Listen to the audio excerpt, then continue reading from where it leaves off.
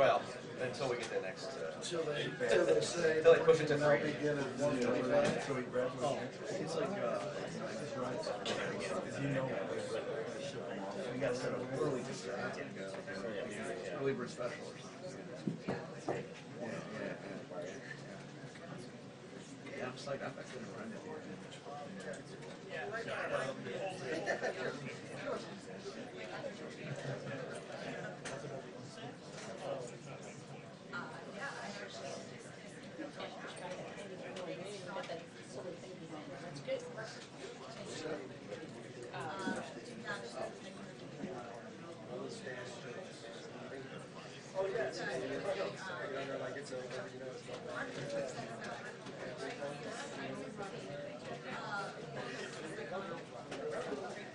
Too much jocularity over there. Can you read?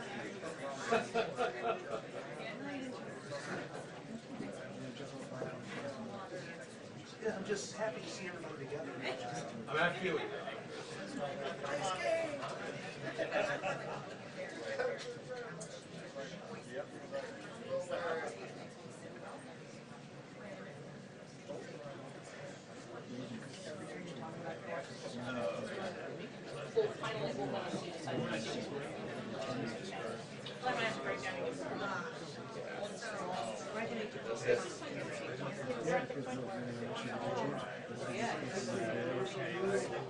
I wish my wife could see that live. She doesn't. My folks have got that. Christmas list. It was Christmas. And it's like, what's the point? I mean, if there's something I want to put on a list, it surprised me. It's like, you know, so I got a Christmas list, Christmas list for the girls, I got a Christmas list for my wife. And we had an awesome time. Going to the Hershey Spa, with them. And they said, Wes said the only thing that was surprised about it was, you know, they said, so I know this fun treatment.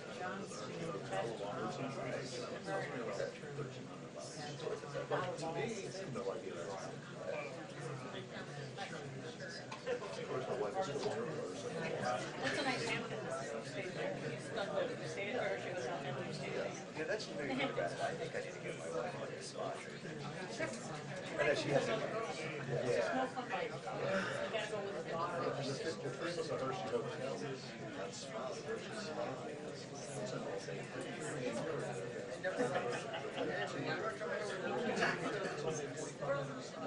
They have like aromatherapy in the fancy shower.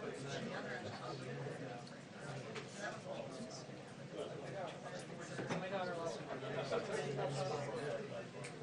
We actually went last Friday for her birthday.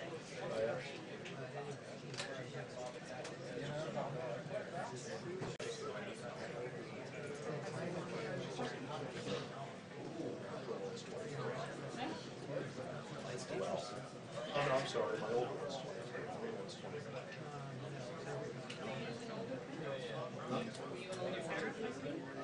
We had our first kid.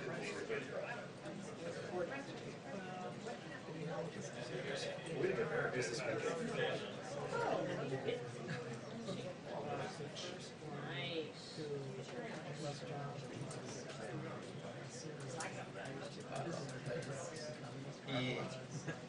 It's weird.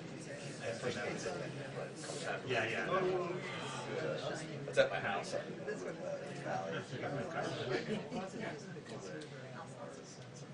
But see, now that he's got the internet working, so it's like, thanks. Play on your computer all day long.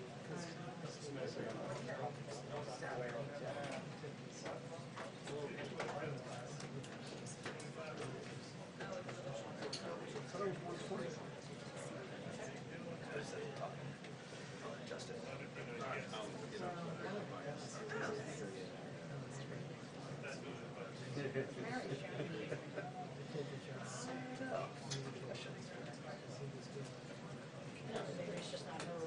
No, yeah, to do Tuesday's not her day. She should be here tomorrow.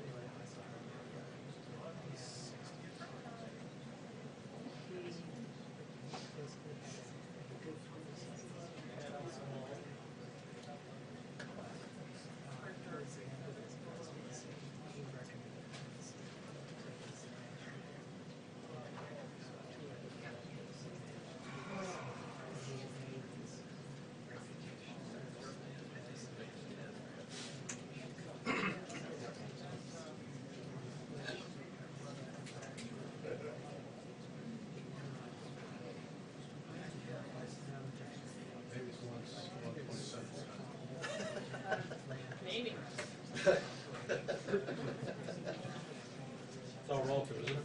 It's all relative. It's 120 somewhere.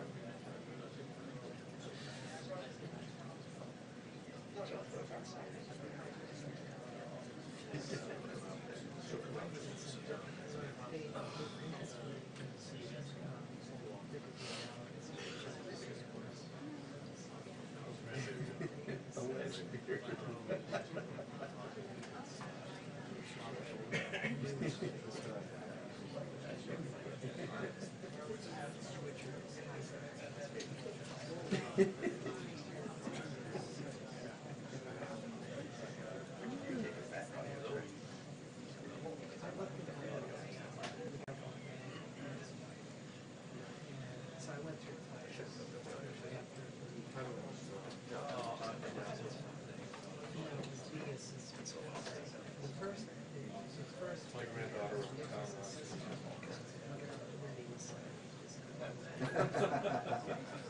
current granddaughter had done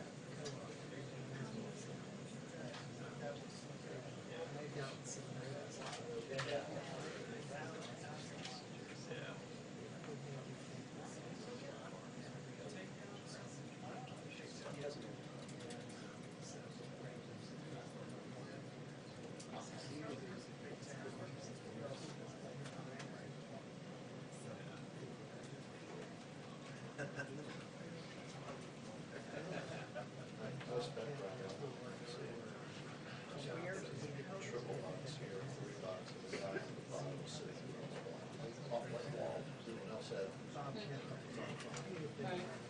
So you must be disgusting if there's someone, we're just kidding. Right.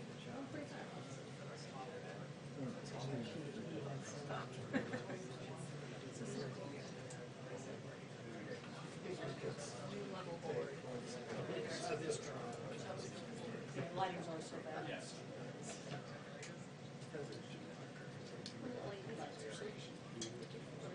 What's that? Well, the thing is, I mean, it's like, these guys just, turn on their computer, they out. Yeah. I mean, you can go as long as, what is that? These guys, AirPods. That's actually better.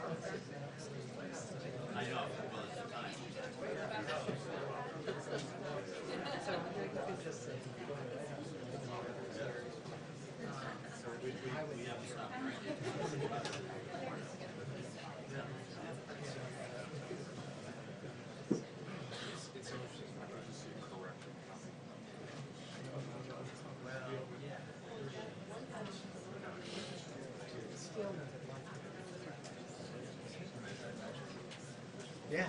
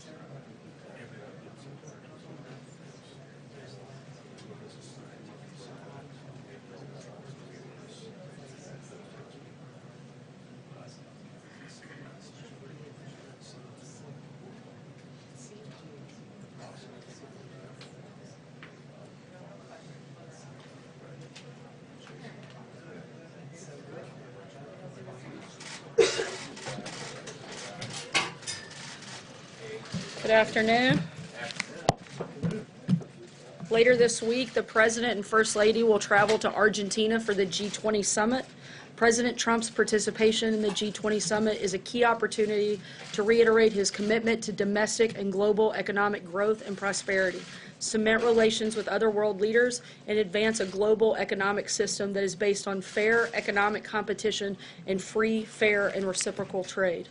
While at the G20, the President and the delegation will interact with many leaders, including bilateral meetings with the President of Argentina, the President of Russia, Prime Minister of Japan, and the Chancellor of Germany, and a working dinner with the President of China. To speak more about the G20 and what the President intends to accomplish, I'd like to welcome to the podium Director of National Economic Council Larry Kudlow, and following him, National Security Advisor Ambassador John Bolton. After the remarks, both will be available to take your questions on the G20 and other foreign policy news of the day, and then I'll be back up to take other questions on news of the day. Thanks.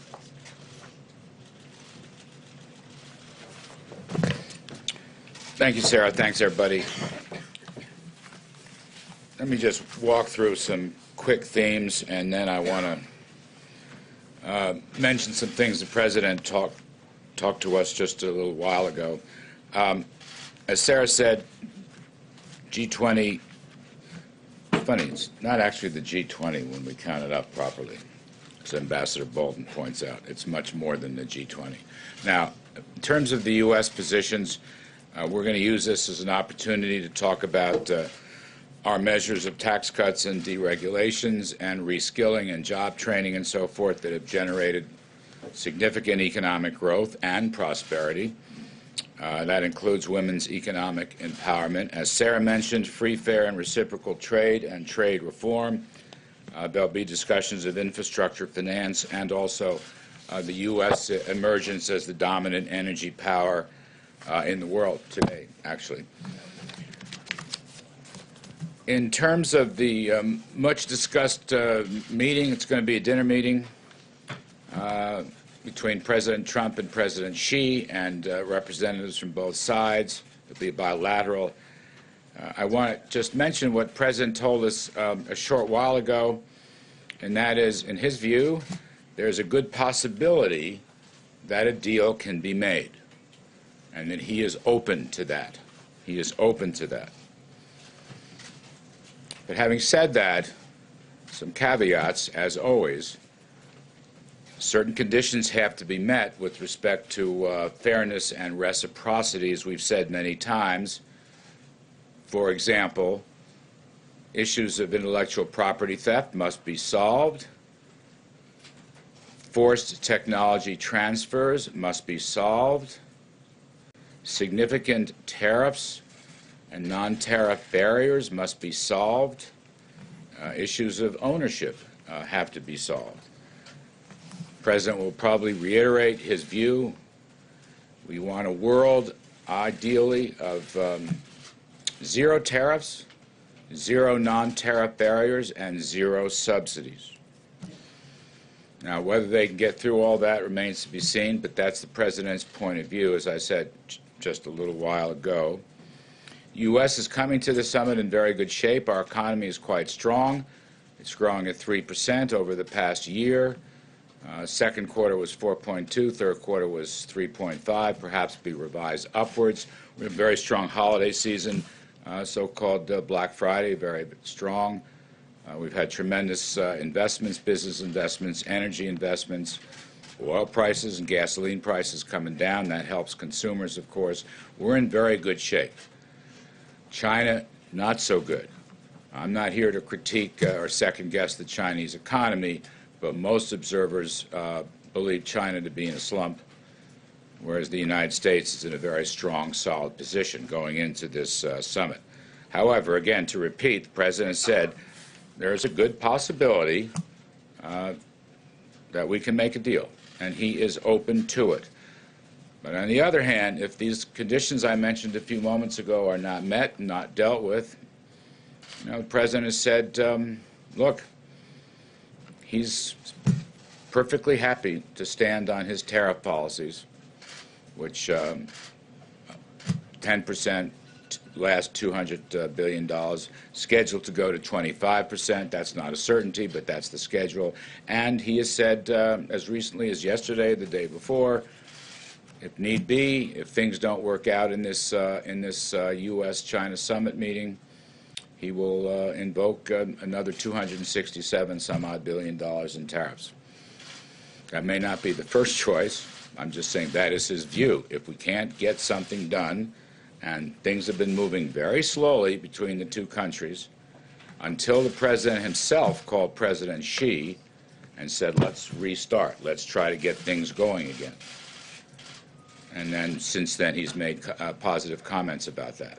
So we will see. As I said, the key U.S. goals is around growth and prosperity, and our economy is in good shape. Theirs is not. I'll just leave it right there. John, do you want to add stuff to that? Do you want me to take some questions? You sure? Okay, good. Let me take some questions and try to help out on this. Yes? Mr. Coe, I'd like you to address some concerns recently from representatives of Italy and France and Germany who say that we're actually backing away from the national stage, and they fear that Russia will be the dominant economic force in Europe and the Middle East in the coming years. Could you address those concerns, A, and B, can you tell us a little bit, if you can, about the layoffs at GM? Well, I'll talk to you about GM layoffs. Regarding the Russian story, I'm going to leave that to my longtime friend and colleague, John Bolton. I met with Mary Barra yesterday, and we had a lengthy conversation about the layoffs, the cause of the layoffs. It's a great disappointment, obviously. The president indicated his own disappointment.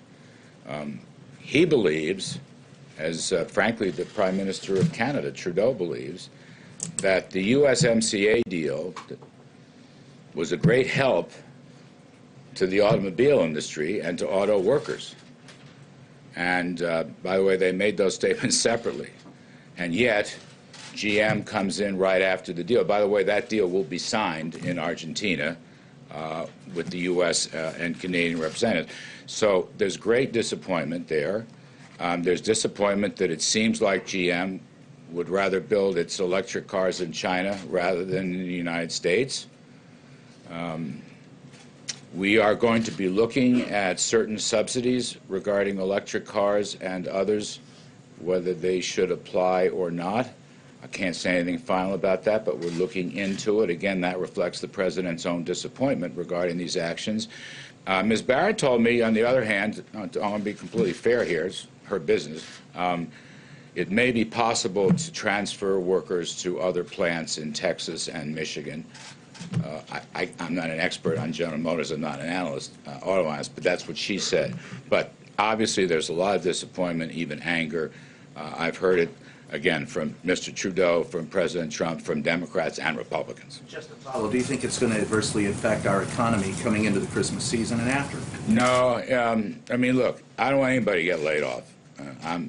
I want workers to do very well. I want worker wages to do well, and they are. I mean, that's one of the great things. You know, there's a certain amount of pessimism that I'm reading about. Maybe it has to do with really a mild stock market correction.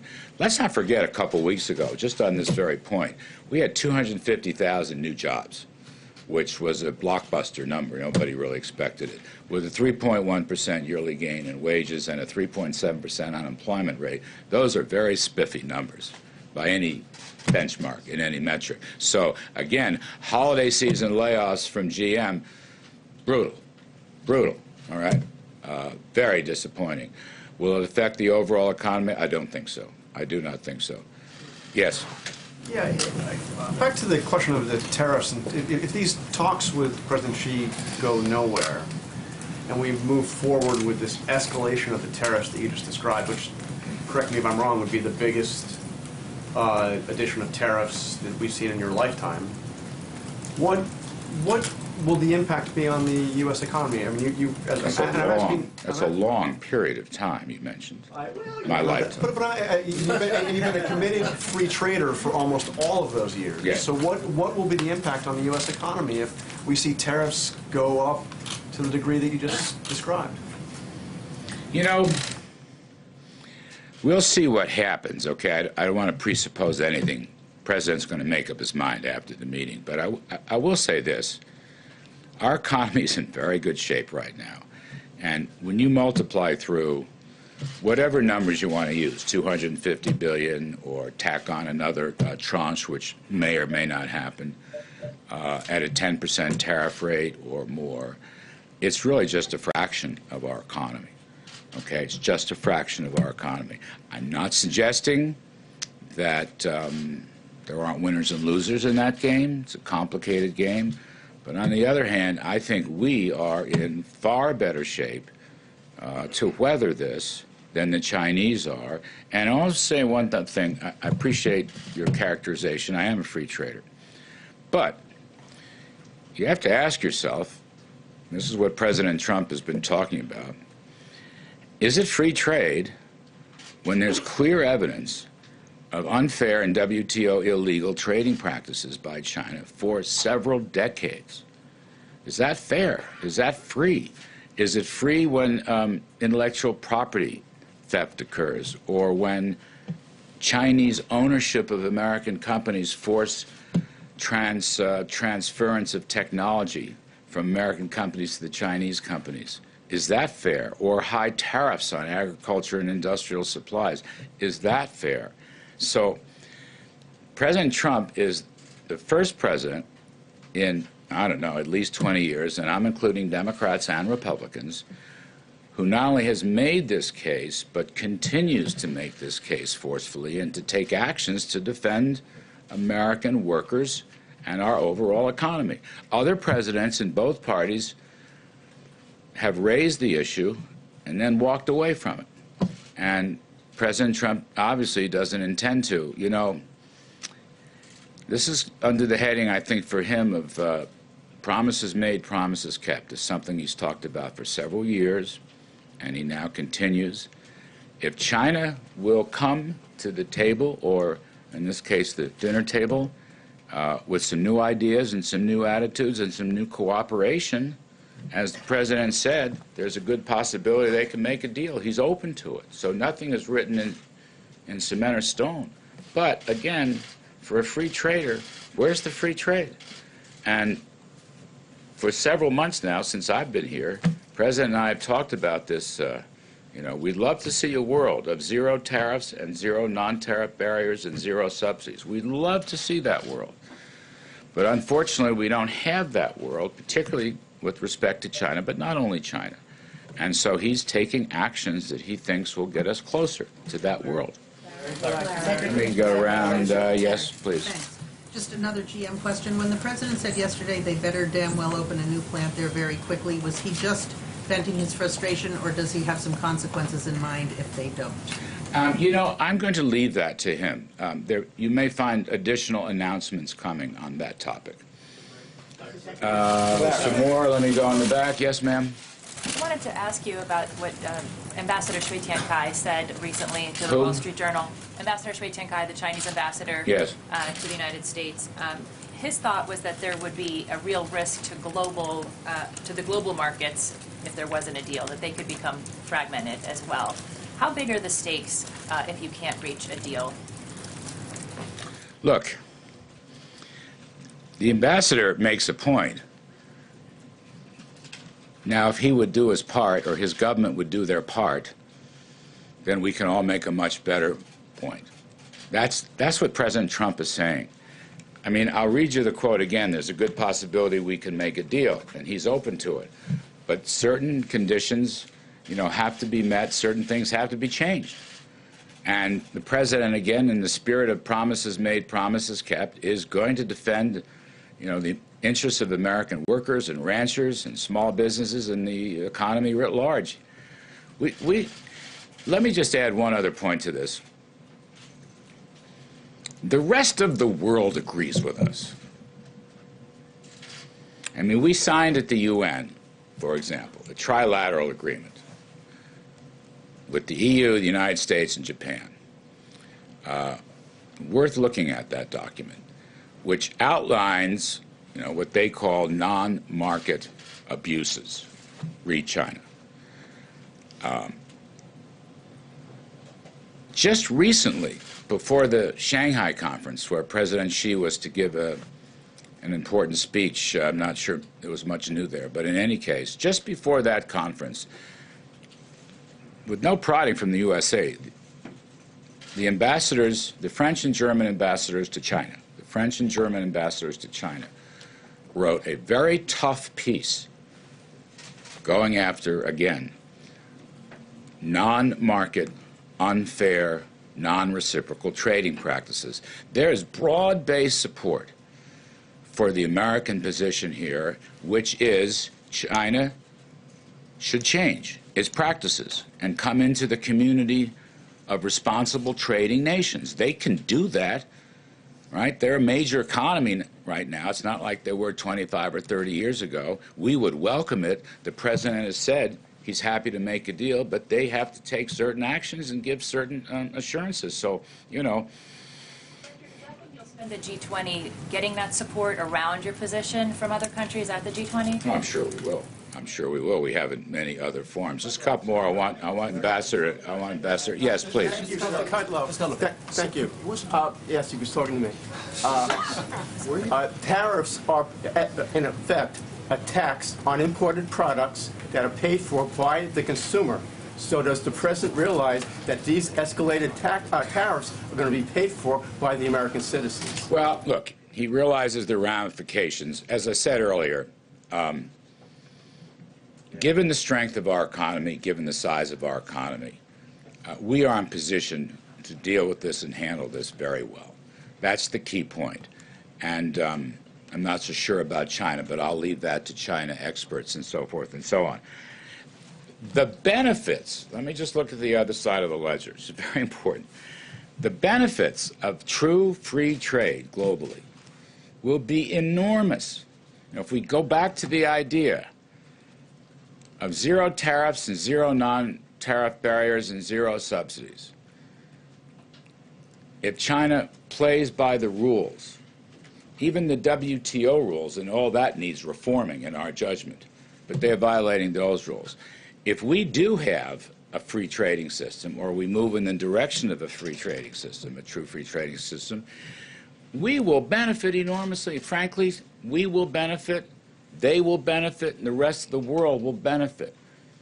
Free trade throws off enormous benefits when it's done properly in consistency and in a reciprocal manner. That's the key point the President emphasized. He's absolutely right. So, I think of it as possibly a long rainbow here. At the end of that rainbow is a pot of gold. You open up that pot and you have prosperity for the rest of the world. But you got to get through that long rainbow. We're not there yet. We can get there. The President is reaching out. But we'll see how that works. Sir?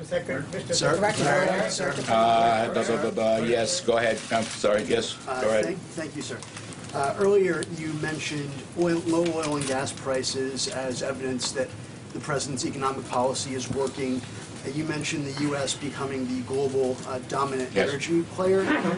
But merely days ago, the President said that it was necessary to let Saudi Arabia and its Crown Prince get away with ordering the murder of a Washington Post journalist because Saudi Arabia ensures low gas prices. Now, which one is it, sir? I'm going to let Ambassador Bolton handle that question. I'm trying so hard to swim in my own lane, and I think John will help out with that whole discussion. He's sitting there much too calmly and quietly, so I want to get him up here. We've known each other a very long time. You're on, John. Well, I'm delighted to be here. I don't really have much to add. Sarah gave you the list of bilaterals. Let me just update it a little bit because we're trying to fill every minute of the President's schedule. She said he's going to meet with President Macri, the host government of Argentina. He'll meet with President Moon of South Korea. He'll meet with President Erdogan of Turkey, Prime Minister Abe of Japan. That will transform at some point during that meeting into a trilateral meeting with the Prime Minister of India, Narendra Modi. And then, as Sarah said, the President will meet with President Putin and have a working dinner with President Xi. There were two questions that were... Sir, Yeah, right here. Thank you, sir. Does the President have any plans in the works to meet with the Saudi Crown Prince while he's there? No, look, the bilateral schedule is full to overflowing at this point, and so those are the ones I've listed that he'll be meeting with. Yes, ma'am.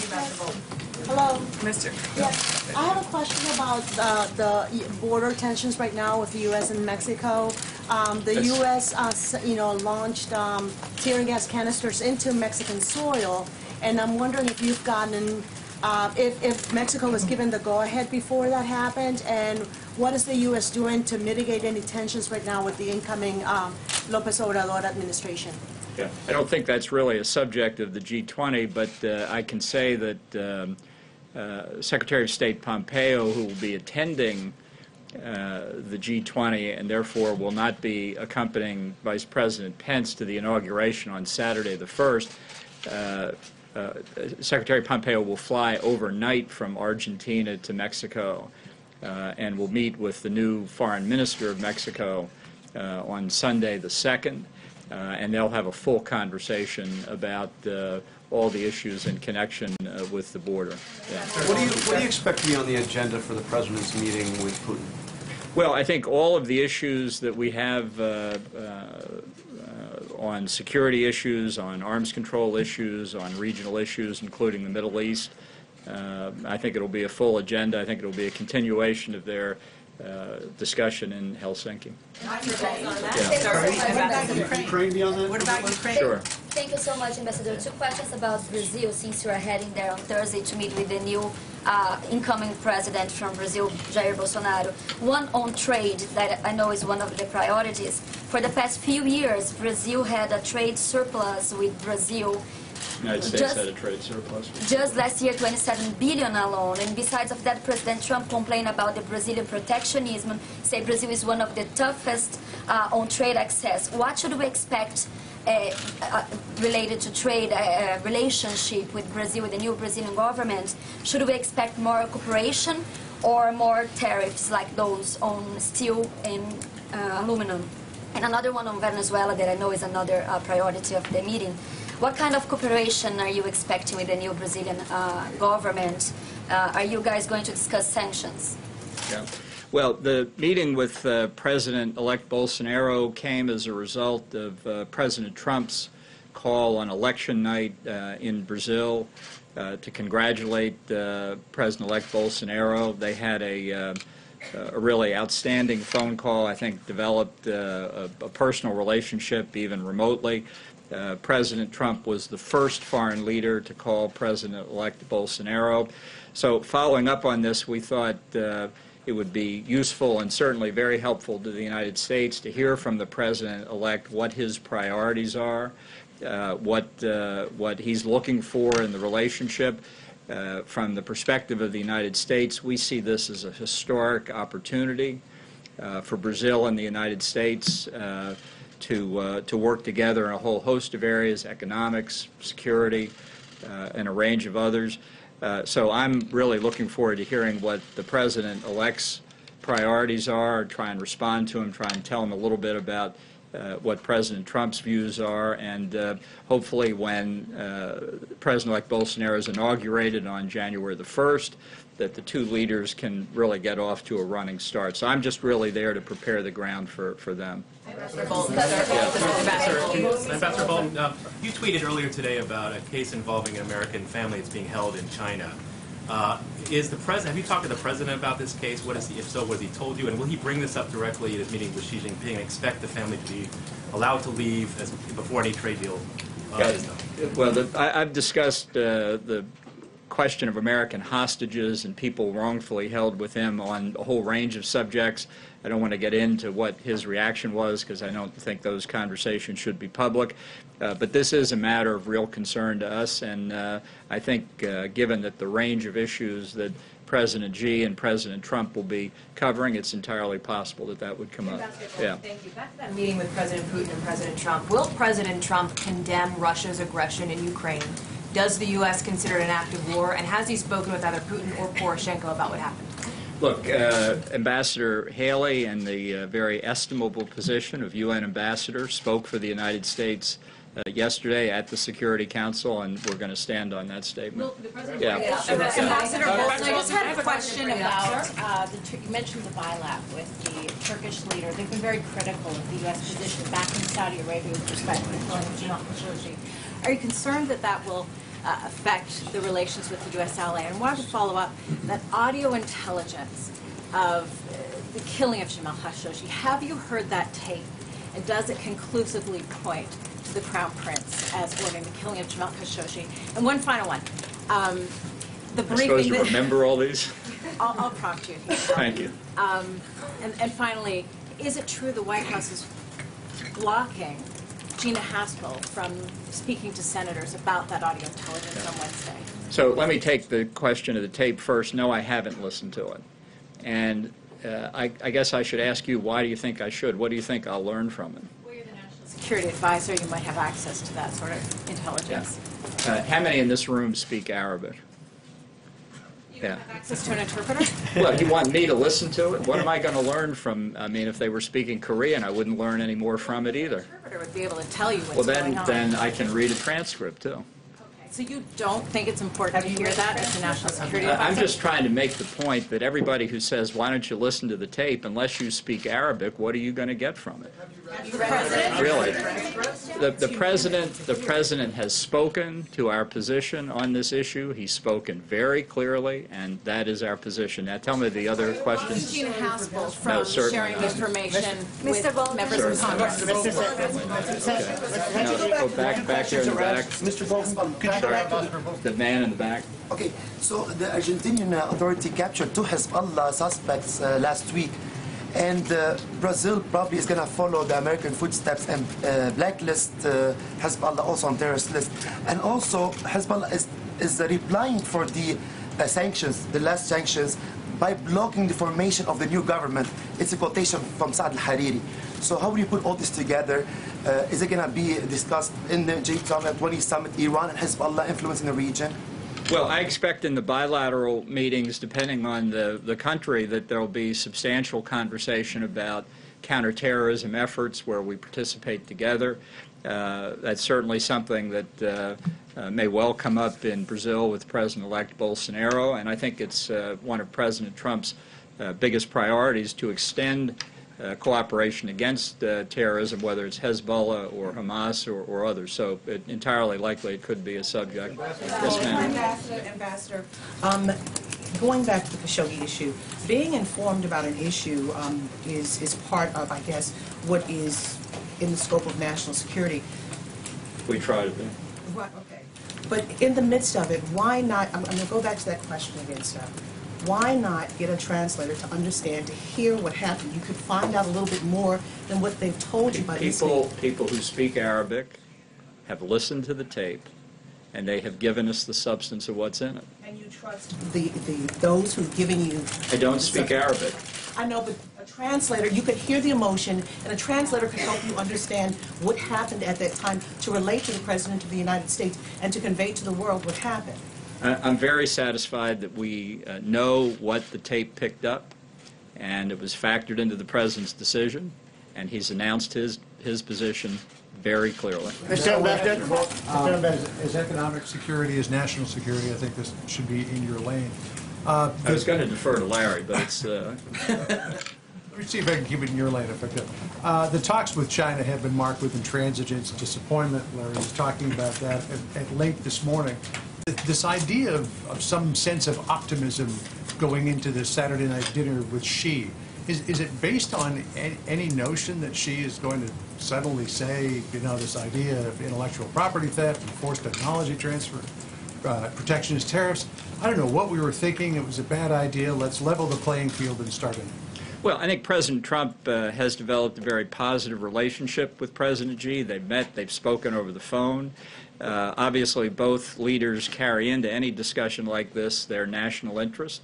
And I think it's instructive, and I think the Chinese side believes the same thing, to have the two leaders exchange their views in the presence of their senior advisors, and not with the expectation that at this meeting there'll be some substantial agreement coming out of it, but that there would be an indication, a kind of way ahead that the advisors could then pursue. And I see Sarah is so eager to be here to answer your questions. Mr. Fellow deferred. I was going to give him one more, but... Mr. Fellow deferred a question to him. Could he answer the question that was deferred to him, please?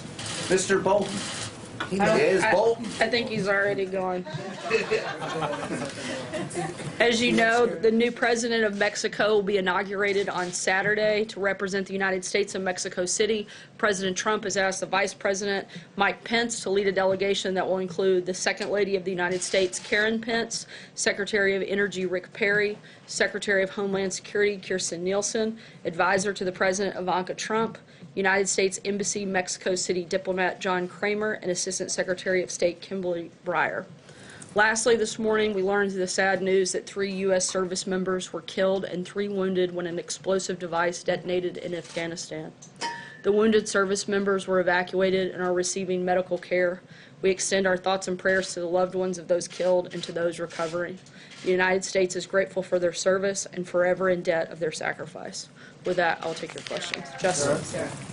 Sarah, The Guardian's reporting today that Paul Manafort met with Julian Assange around the time that he was coming on board with the Trump campaign. Wondering if you know if that meeting took place and if you remain confident in the White House's repeated denials that no campaign officials were involved in discussions about the plans to release John Podesta's emails. Certainly remain confident in the White House's assertion that the president was involved in no wrongdoing, was not part of any collusion. The things that have to do with Mr. Manafort, I would refer you to his attorneys to address that. Sarah, given what the president said this morning that Robert Mueller is ruining people's lives, is he considering a pardon for Paul Manafort or for others who were prosecuted, have been prosecuted?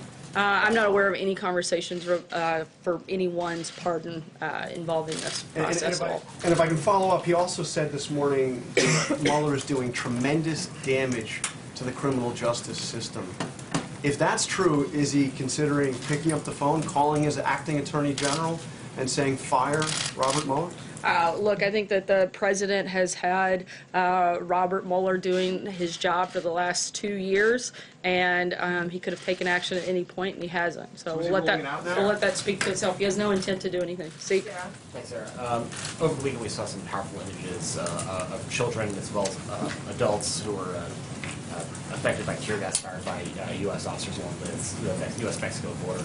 We've heard the president talk about that at length yesterday, but one thing we did not hear from him was any expression really of regret that there were children caught up in this. I was wondering, does the White House regret the fact that children were affected by tear gas and that this situation took place, and is there an investigation underway to prevent this from happening again?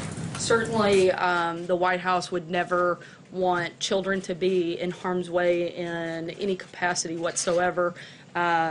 However, that is why we are continuing to encourage people to follow the law and go to ports of entry. Law enforcement officials have used appropriate non-lethal force to protect themselves and prevent an illegal rush across the border. And let's also not forget that this isn't the first time that non-lethal force like this has been used. In fact, tear gas was used on average once a month during the Obama administration for very similar circumstances. In fact, they were actually for far less circumstances because they didn't have the same numbers in the mass rush that we're seeing in this caravan take place. Certainly no one wants women or children or any individuals to have this happen, which is why we've encouraged them to actually follow the law and go to ports of entry. John, I just follow up real quick on something that Ambassador Bolton mentioned when he ruled out a bilateral between the president and MBS. Is the White House ruling out any interaction between the president and the Saudi Crown Prince, and is he sort of in the equivalent of diplomatic timeout? I wouldn't say that we've ruled out any interaction. I know that the president's schedule is pretty packed and has a number of sessions that he'll be involved in with the G20 as well as a number of bilaterals. I don't think there's any time for us to add anything additional, whether or not there's some interaction. I'm not going to rule that out, and we'll keep you guys posted as that happens. Thanks, Sarah. Yesterday in Mississippi at his rally, the president said, he asked a question about Mike Espy. He said, how does he fit in with Mississippi? I mean, how does he fit in? I guess suggesting that he doesn't fit in. I mean, Mike Espy's great-grandparents were slaves in Mississippi. What did the president mean by that? Due to the fact that that is an election that is taking place today, I'm not going to comment on anything that could affect anything taking place in Mississippi, and certainly happy to comment on that after today. John? Thanks a lot. The president's not guided by the Hatch Act. John, go ahead. Thanks a lot, Sarah. Does the administration have a position on the government of Ecuador continuing to provide asylum to Julian Assange at its embassy in London? I'm not aware of anything official. I'd have to get back to you. Just one more on that, if I may, Sarah. Will you, from the podium, call on the Ecuadorian government to confirm whether or not some sort of meeting may have taken place between Paul Manafort and Julian Assange at its embassy? Certainly, we encourage the process to continue to play out, but I'm not going to get engaged in specifics of that case. President Trump has implied that a potential new deal with Mexico is a done deal, tweeting that migrants will stay in Mexico as they wait for their cases of asylum to be processed. How far along are talks with the new Mexican administration about the so-called Remain in Mexico policy? Those conversations continue. we won't have a final decision until the new government actually takes over, which will happen on Saturday. And on Monday, we expect the new foreign minister from Mexico to meet and sit down with White House administration officials and the Department of Homeland Security Secretary Kirstjen Nielsen, and continue and try to finalize those conversations. Second question on Khashoggi, because tomorrow Secretaries Pompeo and Mattis will brief the full Senate on the murder. Why is a leader of a U.S. intelligence agency not joining them, specifically Gina Haspel, who many senators expect to hear from? Ambassador Bolton addressed this. I'm not going to comment on behalf of the CIA director in that capacity. That's something that I would direct you to them to answer. Sarah, I want to ask you about the climate assessment that your administration released last week. The president yesterday, when asked about the economic forecast, he essentially said he didn't believe it. The takeaway for many people is that the president doesn't feel necessarily a responsibility to lead either in this country or in the world on climate change and preventing the calamity that your administration forecasts. Do you agree with that view? And if not, why not? Well, the president's certainly leading on what matters most in this process, and that's on having clean air, clean water. In fact, the United States continues to be a leader on that front. Even Obama's Undersecretary for Science didn't believe the radical conclusions of the report that was released. And you have to look at the fact that this report is based on the most extreme modeled scenario, which contradicts long-established trends. Modeling the climate is an extremely complicated science that is never exact. The biggest thing that we can do is focus on how to make sure we have the cleanest air, the cleanest water, and the president is certainly doing that and certainly leading on that front. How is he doing that? I mean, the president's about to go to Buenos Aires and meet with all the leaders of the world's industrialized nations and developing nations as well. Isn't this a great opportunity for him to sit at the table and say, folks, this is what my administration just reported. This is the time that we ought to act in concert to prevent what my administration is forecasting? Once again, we think that this is the most extreme version, and it's not based on facts. It's not data-driven. We'd like to see something that is more data-driven. It's based on modeling, which is extremely hard to do when you're talking about the climate. Again, our focus is on making sure we have the safest, cleanest air and water, and the president's going to do exactly that. April. Sarah, I want to go back to GM. President Trump, early on in January 2017, met with the big three automakers, and he said he wanted to make the U.S. a more attractive place for companies to manufacture products by lowering taxes and business regulations. What does this move, this action by GM say?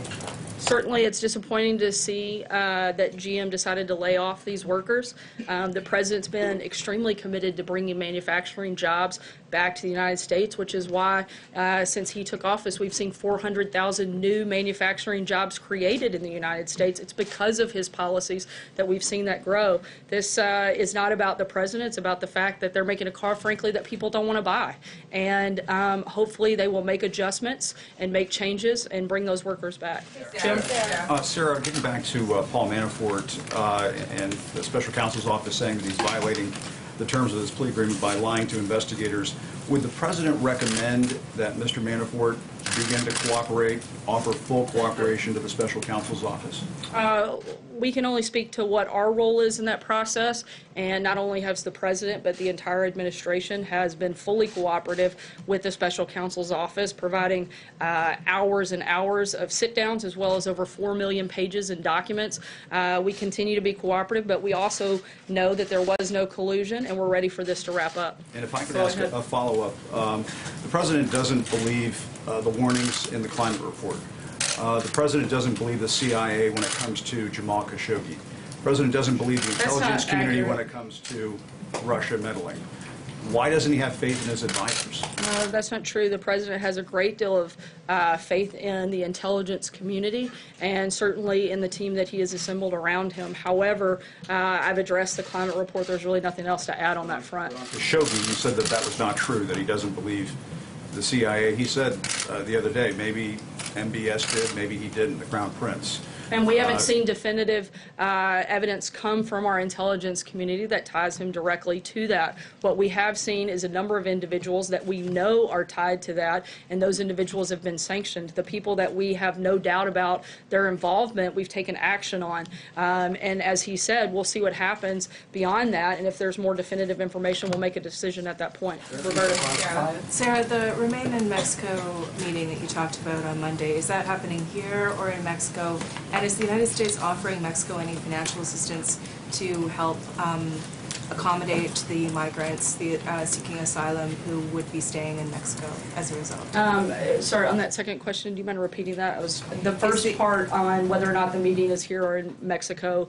I'll get back to you on that. I'm not sure on the exact location. Okay. Is the United States offering Mexico any financial assistance, or does the United States plan to accommodate the migrants who would be staying in Mexico? I'm not aware of any financial assistance, but certainly we'll keep you posted if I get that. Just to clean up on the bilats, you mentioned in your list a bilat with the Chancellor of Germany, but the ambassador did not. Has that bilat been canceled? No, it hasn't. I think he was just given additional updates on the ones that I didn't mention. John? So the President tweeted at length yesterday about the Mueller report, asking if it's going to show both sides. What are his concerns about any forthcoming Mueller report? And is that report is supposed to be delivered to no one else but the Attorney General? Is he concerned that it is going to become public without his knowledge? I don't think the President has any concerns about the report because he knows that there was no wrongdoing by him and that there was no collusion. So I don't think he has concern on that front. If he has no concerns, why is he tweeting so vociferously about it? Certainly the President has voiced his unhappiness from the beginning that this has gone on, this ridiculous witch hunt for more than 2 years. Still nothing that ties anything to the President. We'd like to see it come to a conclusion. Peter. Thank you, Sarah. Does the President believe that the work of the Special Prosecutor, Bob Mueller, is illegitimate? I'm sorry? Does the President believe that the prosecutions, the indictments of Bob Mueller are illegitimate? I think the President believes that what I've said several times today and several times over the last couple of years, that there was no wrongdoing on his part, there was no collusion by his campaign, and beyond that, that's really all we can speak about here at the White House. Last question, Howard. Thank you. 2 questions for you. The President, as you're speaking, is tweeting that he is going to be considering cutting all GM subsidies, including for electric cars. Can you explain why he says that he thinks that would help American workers? Can you explain why that wouldn't end up backfiring, as we've already seen, and who the President has consulted and what the timeline is for this decision? I don't know that there's a specific timeline. As he said, he's looking into what those options might look like. The President wants to see American companies build cars here in America, not build them overseas, and he is hopeful that GM will continue to do that here. And Second the question for you is on Afghanistan. The President on Thanksgiving Day told U.S. troops that we are winning the war in Afghanistan, which contradicted what the Chairman of the Joint Chiefs of Staff said, that it was a stalemate. Does the President today still believe, after what we saw over the weekend, that we are winning in Afghanistan, and why?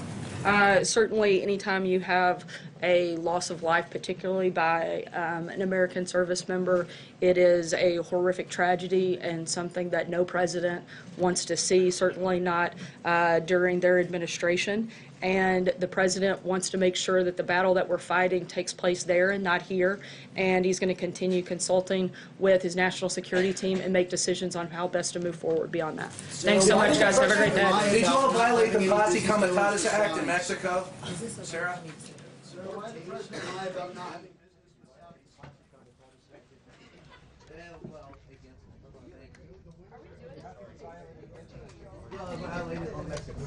I'm trying to get it out quick. Of course.